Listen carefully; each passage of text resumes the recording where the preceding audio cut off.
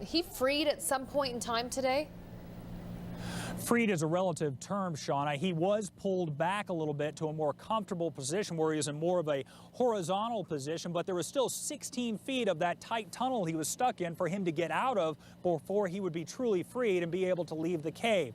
Now, a piece of equipment broke at that time. He has since slid back into that original position with his head down at a 60 or 70 degree angle, so a very uncomfortable spot, and rescuers very worried tonight. Very worried tonight. Hello everyone. Today I'm talking about the Nutty Putty Cave incident, which was a fatal caving/climbing accident in 2009. It took place in the Nutty Putty Cave in Utah. This cave was first explored in 1960 and was closed and eventually sealed off with concrete after this nightmarish death and story. So, let's take a step back. What happened? On November 24th, 2009, a man named John Jones ventured into this cave, excited to explore this infamously difficult cave and, well, to see what there was to see.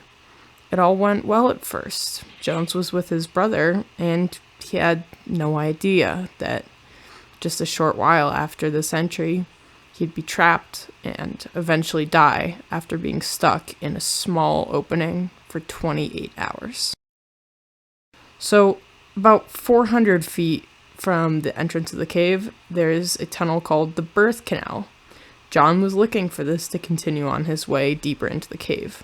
I might add that just a few months before this, the cave had been reopened to the public after a series of incidents of Boy Scouts and climbers getting lost had closed it.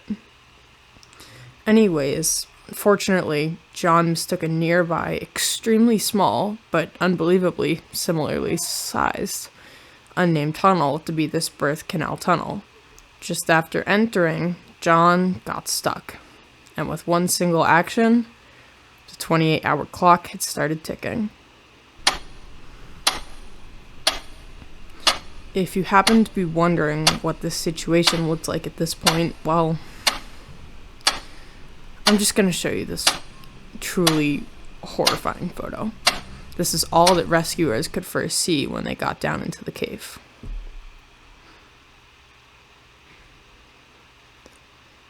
At first, it seemed as though John was going to be able to be fine. He was going to be rescued.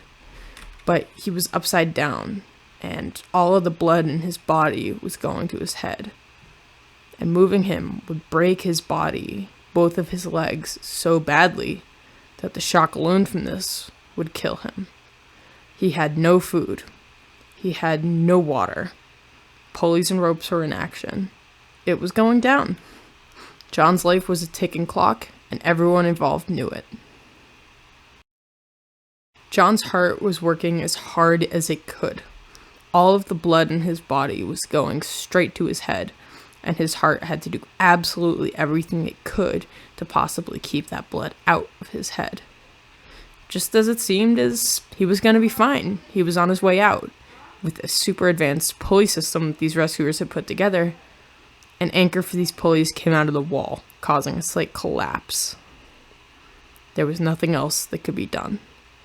The team briefly considered other options, as I mentioned above, like going through with breaking both of his legs to pull him out.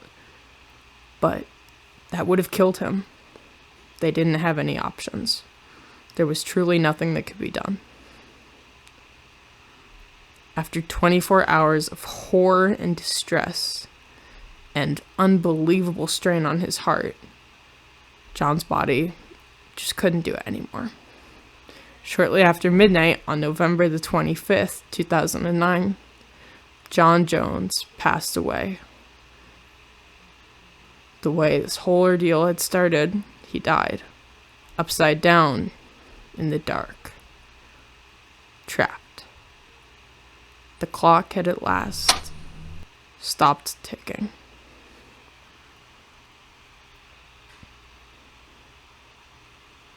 John's body, no doubt now a skeleton, remains inside Nutty Putty today. After he was pronounced dead, any hope of a rescue operation for his body was deemed too dangerous to achieve. Part of Nutty Putty, next to where his body was intentionally collapsed with powerful explosives.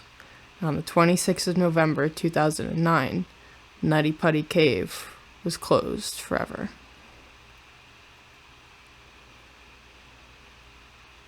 May John rest in peace, as I believe he probably had the most horrifying death that has ever been felt by a human.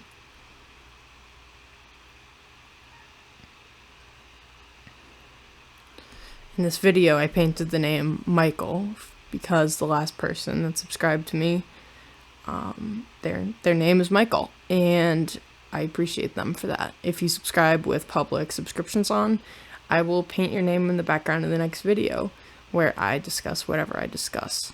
Today's story was obviously a hard one to research and talk about, but I believe it to be a fascinating story.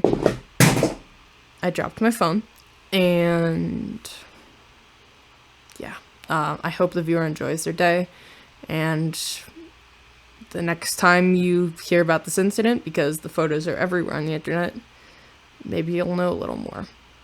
Rest in power, John Jones, and yeah, rest in peace.